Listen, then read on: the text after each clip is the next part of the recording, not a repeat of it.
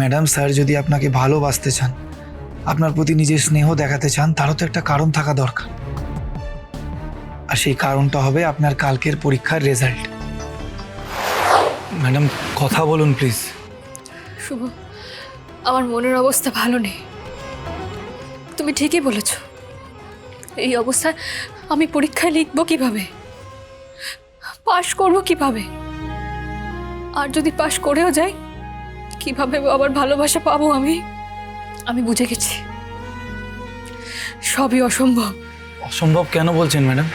যে মনে কোনো ভালোবাসা নেই, আমরা চাইলেই সেই মনে ভালোবাসার বীজ বুনতে পারি, কিন্তু সেই মন যখন ভালোবাসতে শুরু করে আর শুরুতে বাধাপ্রাপ্ত হয়, তখন সেই ভালোবাসা ঘৃণায় পরিণত হয়। তখন সেই মনকে আবার কি করে ভালোবাসা শেখানো যায়? যদি কোনো মন ঠিক করে নেয়, সে আর কোনো দিন কাউকে ভালোবাসবে না, সে শুধু এবার থেকে ঘৃণাই করবে।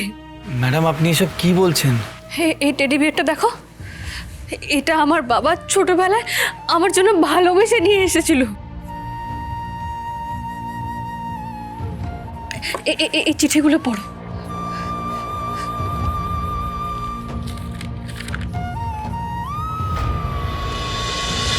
প্রতিটা শব্দে লেখা আছে বাবা আমাকে কতটা ভালোবাসতো।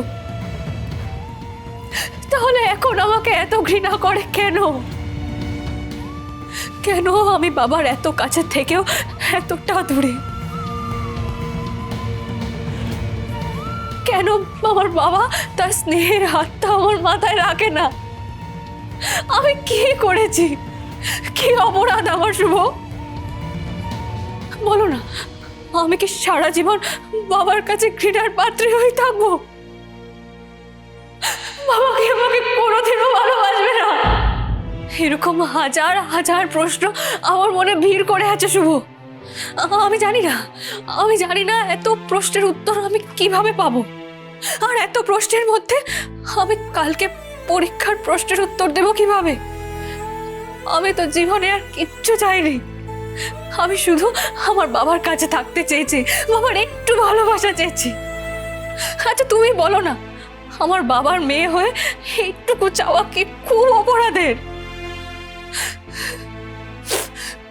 যে বাবা আমাকে ছোটবেলায় এত ভালোবাসতো, সে বাবা আমাকে এখন এত দূরে ঠেলে দিল কেন শুভ? কেন আমার বাবা এত বদলে গেল? ম্যাডাম, আপনি প্লিজ একটু শান্ত হন, এইভাবে কষ্ট পাবেন না। তবে ম্যাডাম, আপনি ঠিকই বলছেন। স্যার যদি ছোটবেলায় আপনাকে এতই ভালোবাসতেন, তাহলে কি এমন ঘটলো যে স্যার আপনাকে এত দূরে ঠেলে সরিয়ে দিলেন? তবে স্যার তো কারণ ছাড়া কোনো কাজ করেন না। তার মানে নিশ্চয়ই এর পেছনে কোনো কারণ আছে। সেটা কি কারণ শুভ? আমি জানি না ম্যাডাম, তবে আমার বিশ্বাস যে আপনি একদিন না একদিন এই কারণটা ঠিক জানতে পারবেন।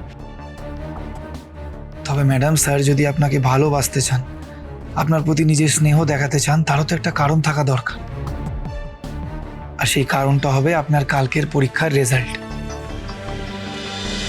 আর কালকের পরীক্ষা আপনার শুধু পরীক্ষায় পাশ করার পরীক্ষা নয় ম্যাডাম, সেই সঙ্গে আপনার নিজের বাবার ভালোবাসা ফিরে পাওয়ার পরীক্ষা। আপনাকে এক ঢিলে দুটো পাখি মারতে হবে ম্যাডাম। পরীক্ষায় পাশও করতে হবে, বাবার ভালোবাসা ফিরেও পেতে হবে।